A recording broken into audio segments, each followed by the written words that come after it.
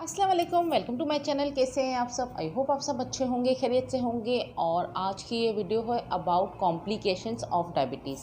Last मैंने जो video की थी डायबिटीज़ पे की थी, तो उस पर मैंने सारी चीज़ें डिस्कस की थी कि डायबिटीज़ क्या होती है, किस वजह से होती है, इसके सिम्टम्स क्या होते हैं, ट्रीटमेंट क्या होता है। मैंने सारी चीज़ें आपसे डिस्कस की थी। आज हम इस वीडियो में हम सिर्फ कॉम्प्लिकेशंस की बात करेंगे कि डायबिटीज़ की कॉम्प्लिकेशंस क्या होती हैं। डायबिटीज़ के साथ हम हेल्दी लाइफ भी जी सकते हैं और डायबिटीज़ के साथ हमारे साथ बहुत सारी कॉम्प्लिकेशंस भी हो सकती है। अगर हमने अपने ब्लड शुगर लेवल को कंट्रोल में रखा तो सही है, हम एक हेल्दी लाइफ जी सकते हैं। लेकिन अगर हमारा ब्लड शुगर लेवल कंट्रोल में नहीं रहेगा तो उससे क्या क्या प्रॉब्लम्स हमारी बॉडी में हो सकती हैं। और जो सबसे इम्पॉर्टेंट चीज़ है, डायबिटिक कीटो एसिडोसिस क्या होता है, इसके बारे में आज मैं आपको डिटेल में बताऊंगी वो क्या होता है। और ये एक लाइफ थ्रेटनिंग कंडीशन है जिसमें इंसान कोमा में भी जा सकता है और डेथ भी हो सकती है। ये इतनी सीरियस कंडीशन है। तो चलें आज के टॉपिक हम करते हैं स्टार्ट। चलें, तो सबसे पहले हम डायबिटीज़ की जो कॉम्प्लिकेशंस है उनकी लिस्ट कर लेते हैं कि क्या क्या कॉम्प्लिकेशन डायबिटीज़ की होती हैं। तो सबसे पहले डायबिटीज़ में अगर आपका ब्लड शुगर लेवल नॉर्मल नहीं है, वो कंट्रोल में नहीं है, तो उसकी कॉम्प्लिकेशंस में एक आ जाता है DKA यानी डायबिटिक कीटो एसिडोसिस। इसकी मैं आगे डिटेल में बात करती हूँ। दूसरा आ जाता है न्यूरोपैथी। न्यूरोपैथी का मतलब ये होता है कि हमारी बहुत सारी नर्व्स होती हैं हमारी बॉडी में, जो हमारी पूरी बॉडी से सिग्नल्स लेके हमारे ब्रेन को पहुंचा रही होती है, ब्रेन से सिग्नल लेके पूरे बॉडी को पहुंचा रही होती है।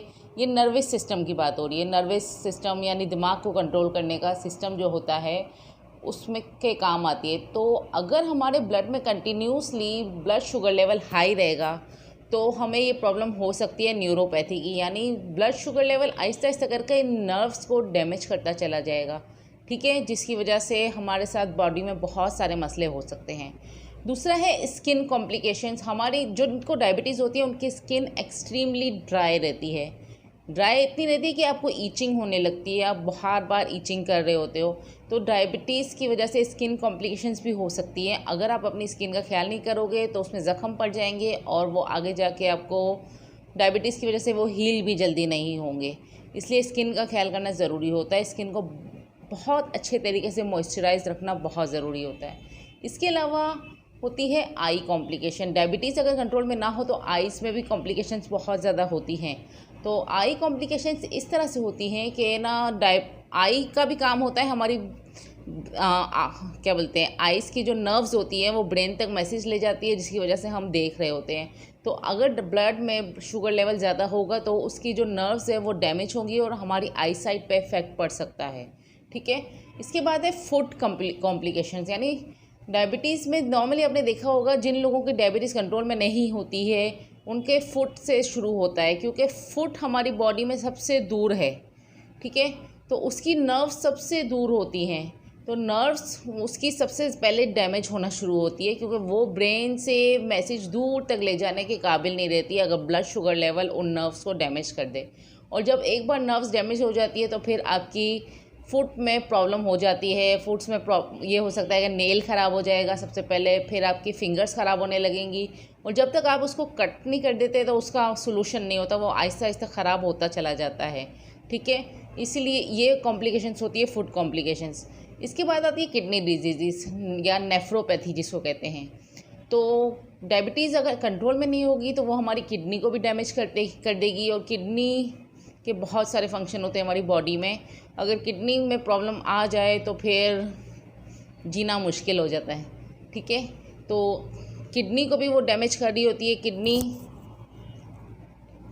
और किडनी का भी यही होता है कि ना किडनी के जो इतने भी फंक्शन है उसको डिस्टर्ब कर रही होती है।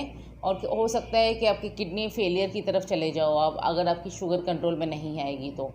इसके अलावा कार्डियोवैस्कुलर डिजीज़, हार्ट को भी प्रॉब्लम करती है शुगर। शुगर की वजह से यानी डायबिटीज़ की वजह से हाई ब्लड प्रेशर भी हो सकता है, हार्ट डिजीज़ भी हो सकती है, क्योंकि वो हार्ट में भी ये जाके असर करती है। क्योंकि ब्लड शुगर लेवल हमारी पूरी बॉडी में बढ़ा हुआ है, वो हमारी बॉडी के हर सिस्टम को जाके इफ़ेक्ट कर रहा होगा। इससे बीपी बढ़ा हुआ रह सकता है, इससे आपको स्ट्रोक हो सकता है। ये सारी कॉम्प्लिकेशंस है डायबिटीज़ की।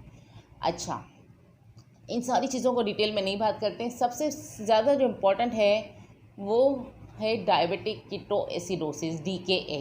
इसकी आज हम डिटेल में बात करते हैं। तो चलें आज हम इसके बारे में बात करना शुरू करते हैं।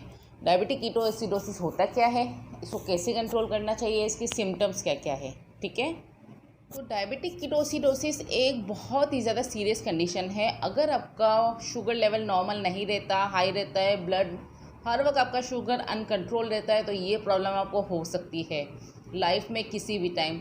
और ये इतनी सीरियस कंडीशन है कि जिसकी वजह से इंसान कोमा में भी जा सकता है और डेथ भी हो सकती है। ठीक है, एक्चुअली इसमें होता क्या है कि जब सेल्स को ग्लूकोज नहीं मिलता है, सही है, ग्लूकोज का काम होता है हमारी पूरी बॉडी को एनर्जी देना, ठीक है, और हमारे हर सेल को एनर्जी देना। लेकिन डायबिटीज़ में सेल्स में कम और सेल्स के बाहर यानी ब्लड में ग्लूकोज ज़्यादा होता है। ये नॉर्मली डायबिटीज़ का कॉन्सेप्ट है। ठीक है, तो जब सेल्स को, बॉडी के सेल्स को अच्छे अमाउंट में ग्लूकोज नहीं मिलेगा, ठीक है, अच्छे अमाउंट में ग्लूकोज नहीं मिलेगा जिसकी सेल्स को रिक्वायरमेंट है, तो क्या करेगी, ग्लूकोज हमारा बनता है कार्बोहाइड्रेट से, हम कार्बोहाइड्रेट वाली चीज़ें नहीं लेंगे या फिर कुछ भी होगा, कोई भी रीज़न होगा कि ना हमारे सेल्स को ग्लूकोज नहीं मिल रहा है। ठीक है, तो क्या होगा, जो हमारी बॉडी है ना वो फैट से एनर्जी लेने की कोशिश करेगी। हमारी बॉडी में जो फैट होगा ना वो ब्रेक डाउन होना शुरू होगा और उसका जो वेस्ट मटेरियल है वो कीटोन्स होता है। ठीक है, सिंपली मैं आपको एक चीज़ समझा दूं कि हमारी बॉडी में इंसुलिन होती है। इंसुलिन का काम होता है, जो पेनक्रियास से रिलीज़ होती है, इंसुलिन का काम होता है जो भी हम खाते पीते हैं उसका जो एंड मटेरियल है ग्लूकोज, उसको सेल्स के अंदर पहुंचाना और हमें एनर्जी प्रोवाइड करना। लेकिन डायबिटीज़ में इंसुलिन की कमी होती है जिसकी वजह से वो सेल्स के अंदर नहीं जा पाते। ठीक है, जो ग्लूकोज होता है वो सेल्स के अंदर नहीं जा पाता बल्कि बाहर ही पूरे ब्लड में सर्कुलेट करता है और हमारी पूरी बॉडी को नुकसान पहुंचा रहा होता है। तो सेल्स के अंदर नहीं जा पाता, लेकिन सेल्स को तो एनर्जी के लिए ग्लूकोज की ज़रूरत है। तो जब सेल्स को ग्लूकोज नहीं मिल रहा है तो बॉडी क्या करेगी, जो हमारी बॉडी में जो एक्स्ट्रा फैट है, एक्स्ट्रा हो या जो भी हो, फैट है, फैट का ब्रेकडाउन शुरू हो जाएगा वहाँ से, और फैट से एनर्जी लेने के लिए फैट से एनर्जी लेंगे सेल्स, सही है, ये कॉन्सेप्ट होता है। और फैट्स के ब्रेकडाउन में जो उसका वेस्ट मटेरियल होता है वो होता है कीटोन्स। कीटोन्स एक केमिकल है जो हमारी बॉडी क्रिएट करती है। जो फैट का ब्रेकडाउन होता है तो कीटोन्स बनते हैं। ठीक है, कीटोन्स क्या करेंगे, हमारी पूरी बॉडी के एनवायरनमेंट को एसिडिक कर देंगे, बहुत ज़्यादा एसिडिक कर देंगे। और जब हमारी बॉडी में बहुत ज़्यादा एसिडिक एनवायरनमेंट हो जाएगा तो क्या होगा, डायबिटिक कीटोएसिडोसिस होगा। यानी वो एसिड जाके हमारे ब्रेन पे, हमारी बॉडी पे, हर सिस्टम पे जाके इफेक्ट करेगा और ये प्रॉब्लम होगी। अगर ये प्रॉब्लम हो तो इसके ट्रीटमेंट घर पे नहीं हो सकता, ये लाइफ थ्रेटनिंग कंडीशन है, आपको हॉस्पिटल जाना है फ़ौरन और हॉस्पिटल में इसका ट्रीटमेंट होता है।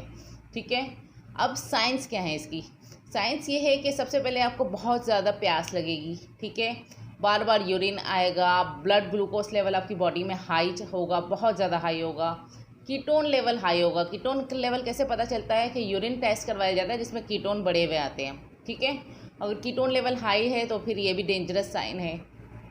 इसके अलावा नोज़िया होगा, वॉमिटिंग होगी, सांस लेने में तकलीफ़ होगी क्योंकि पूरी बॉडी का एनवायरनमेंट एसिडिक हो चुका है। आप सांस लेोगे, आपको डिफ़िकल्टी ऑफ ब्रीथिंग होगी, सही है। इसके अलावा आपके सांस में से, यानी आपका जो ब्रीथ है उसमें से एक फ्रूटी स्मेल आएगी, यानी आपकी बॉडी में एसिडिक इन्वायरमेंट है। ठीक है, ये इसकी साइंस है। इसके अलावा बहुत ज़्यादा कन्फ्यूजन होगी, आपको कुछ समझ नहीं आएगा क्या करना है क्या नहीं है, ये इसकी सब पूरी साइंस है। और इसका ट्रीटमेंट बिल्कुल भी घर पे आप नहीं कर सकते। अगर आप में ये सारी साइंस है, आप अपना ब्लड ग्लूकोज लेवल एक तो चेक करवाओ अच्छे से, दूसरा यूरिन टेस्ट करवाओ। यूरिन में अगर कीटोन्स बढ़े हुए आते हैं तो ये डेंजर साइन है। ठीक है, और फिर आपको हॉस्पिटलाइज होना है या डॉक्टर से कंसल्ट करना है और प्रॉपर्ली इसको ट्रीट करवाना है। अगर आप इसको कंट्रोल नहीं करोगे तो आगे जाके बहुत ज़्यादा ख़तरा हो सकता है।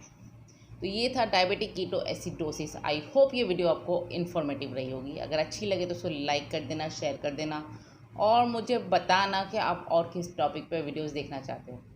तो चलें, आज की वीडियो को मैं ख़त्म करती हूँ। मैं फिर मिलूँगी आपसे नई वीडियो के साथ। जब तक के लिए अल्लाह हाफ़िज़, बाय बाय।